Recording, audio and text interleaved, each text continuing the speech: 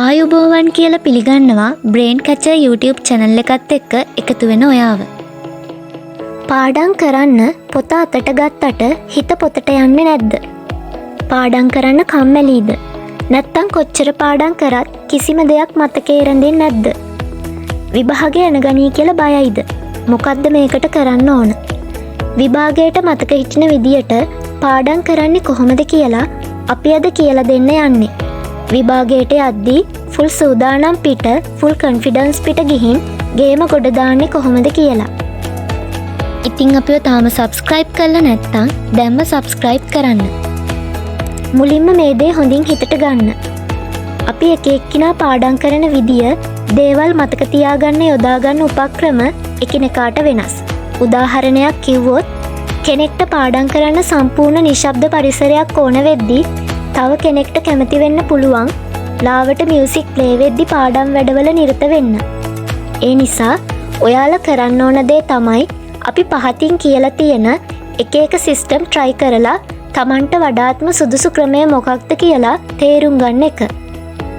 එහෙනම් පටන් ගමු. මුලින්ම මන්තරයක් ජප කරමු.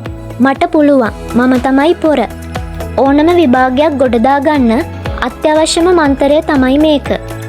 මේ මන්තරය නිතර නිතර කියලා හිතට ඒත්තු ගන්වන්න ඕන Tamanට ඕනම බාධකයක් ජය ගන්න පුළුවන් කියන එක. Taman ගැන විශ්වාසයක් ඇති කරගන්න නැතුව වෙන කිසිම දෙයක් කරාට ඒ දේවල් සාර්ථක වෙනව හොරයි. ඒ වගේම ඔයාලා මතක තියාගන්න ඕන තවත් වැදගත් දෙයක් තමයි අනිත් අය පාඩම් කරන ක්‍රම ගැන ඕනවට වඩා හිතන්න නොයන එක. ඔයා හිතන්න ඕන ඔයාගේ පන්තියේ පළවෙනිය පාඩම් කරන පැය ගණනාව එයා රෑ කීය වෙනකම් පාඩම් කරනවද කියන එකවත් නෙවෙයි. ඔයාට වඩාත් සුදුසු පාඩම් රටාව මොකක්ද කියන එක ගැනයි. කාල කළමනාකරණය. විභාගයේ අත ළඟට ඇවිත් ෆුල් රෂ් එකේ පාඩම් කරන අය අපි දැකලා තියෙනවා. සමහරුන්ට නම් විභාගයේ අත ළඟට ආවම පාඩම් කරලා වැඩේ ගොඩ දාගන්න පුළුවන්. හැබැයි හැමෝටම එහෙම කරන්න අමාරුයි. අපේ අරමුණ වෙන්න ඕන විභාගයේ ගොඩ දාගන්න එක විතරක් නෙවෙයි. අපි ඉගෙන ගන්න විෂයන් සම්බන්ධයෙන් පූර්ණ දැනුමක් ලබා ගන්න එක.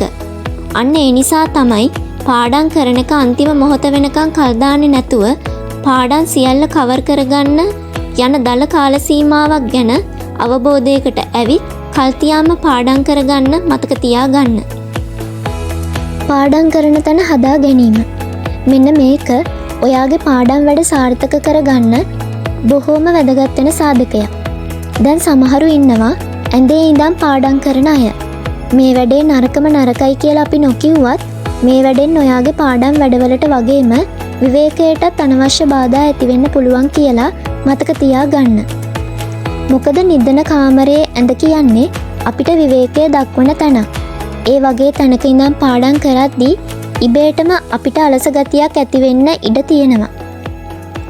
ඒ වගේම තමයි පාඩම් වැඩවලට ඇඳ යොදා ගැනීමෙන් ඔබේ රාත්‍රී නින්දට බාධා ඇති වෙන්න පුළුවන් කියලා කියන්නේ. ඒ නිසා හොඳම දේ තමයි පුටුවක වාඩි වෙලා මේසක තියාගෙන පොත්පත්වල වැඩ කරන එක. මේ තැන සෙට් කර ගනිද්දී පුළුවන් තරම් බාධාවන් අවම තැනක් සෙට් කරගන්න මතක තියාගන්න. අවශ්‍ය දේ ළඟට, අනවශ්‍ය දේ ඈතට. පාඩම් කරද්දී වැදගත්ම දේ ගොඩක් වෙලා පාඩම් කරන එක නෙවෙයි. පාඩම් කරන ටික වෙලාවට හරි හොඳ අවධානයෙන් යුතුව ගත කරන එකයි. ඒ නිසා පාඩම් කරන්න ඉඳගනිද්දී පාඩම් වැඩවලට අවශ්‍ය දේවල් අත ළඟින් තියාගන්න මතක තියාගන්න. ඒ කිව්වේ highlights, pen, calculator, කවකටු පෙට්ටි ආදී සියල්ලම. නැත්තම් සැරින් සැරේ මේවා හොයන්න නැගිටින්න යද්දී පාඩමට ඉබේටම බාධා සිද්ධ වෙන්න පුළුවන්. පාන්දර හැරෙනවද? නැත්තම් නිදිවරාගෙන පාඩම් කරනවද? සමහරු අතර ජනප්‍රිය මතයක් තියෙනවා උදේ පාන්දර නැගිටලා පාඩම් කරාම මතක තියෙනවා වැඩි කියලා. උදේ පාන්දර කියන්නේ සද්දබද්ද සහ කලහකාරී බව අඩු වෙලාවක්. ඒ නිසා ඒ කතාවේ යම්කිසි ඇත්තක් තියෙන්න පුළුවන්. ඒත් ඒ කතන්දරේ හැමෝටම ගැලපෙන්නේ නැහැ. සමහරුන්ට උදේ පාන්දර නැගිටිනවා කියන්නේ මරණව වගේ වැඩක්නේ. ඉතින් එහෙම කෙනෙක්ට අමාරුවෙන් නැගිටලා පොතක් දිහා බලන් හිටියා කියලා කිසිම දෙයක් ඔලුවට යන්නේ නැහැ. අපි කලින් කිව්වා වගේ පාන්දර ඇහැරෙන්නවත් රෑ නිදිවරාගෙන පාඩම් කරන්නෙවත් දවස තිස්සේ පාඩම් කරන එකවත් නෙවෙයි වැදගත් වන්නේ.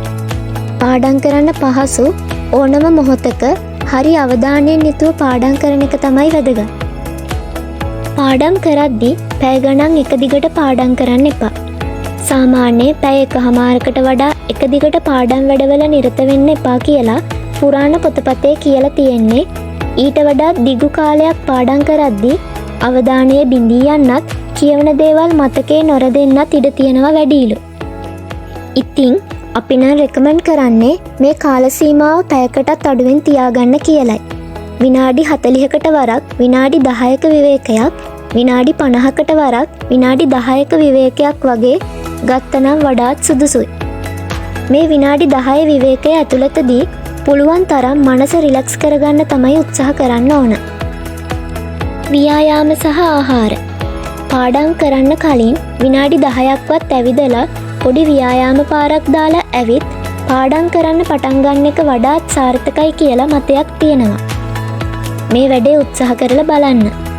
ඒ වගේම තමයි පාඩම් වැඩ අතරතුරට තමන්ට දෛනිකව අවශ්‍ය වන ජලය ප්‍රමාණය පානය කරන්නත් අමතක කරන්න එපා. පැණි බීම සහ ක්ෂණික ආහාර වෙනුවට ශරීරයට ශක්තිය සපයන සමබල ආහාර වේල් ගැනීම ගැන අවධානය යොමු කරන්න.